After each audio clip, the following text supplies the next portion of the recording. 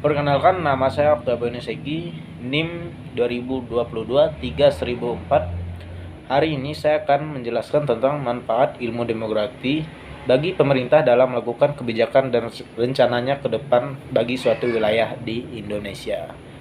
Sebelum kita mengetahui manfaatnya bagi pemerintah, kita harus tahu demografi itu apa. Demografi itu adalah ilmu yang mempelajari tentang keadaan penduduk di suatu wilayah, mulai dari angka kelahiran, angka kematian, kemiskinan, sosial, dan macam-macam sebagainya. Nah, dengan adanya ilmu demografi ini, maka pemerintah akan dapat menentukan rencana dan kebijakannya bagi suatu wilayah. Misalnya, di suatu wilayah itu mengalami kekurangan pada bidang infrastruktur. Nah, dengan ilmu demografi dan data-data yang telah didapatkan tadi, maka pemerintah akan dapat melihat di wilayah mana yang kurang, mulai itu kurang rumah sakit, kurang tempat pendidikan, dan macam-macam pembangunan yang masih kurang di wilayah tersebut. Kemudian pemerintah akan melakukan pembangunan. Nah, dengan adanya pembangunan ini, maka pemerataan infrastruktur di Indonesia akan semakin tercapai.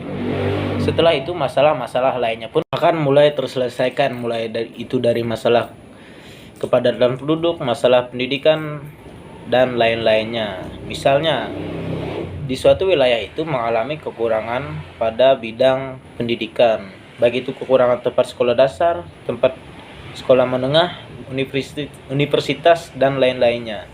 Dengan adanya pembangunan infrastruktur pendidikan pada wilayah tersebut, maka masyarakat dari wilayah tersebut tidak perlu lagi jauh-jauh ke kota untuk melakukan pendidikan dan lain-lainnya, karena di daerahnya sendiri sudah dilakukan pembangunan dan mereka bisa bersekolah di tempat mereka sendiri.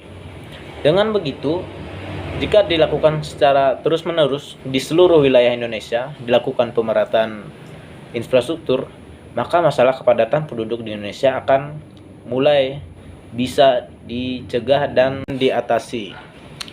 Sekian dari saya tentang manfaat dari ilmu demografi itu untuk pemerintah dalam melakukan kebijakan dan rencananya pada suatu wilayah di Indonesia.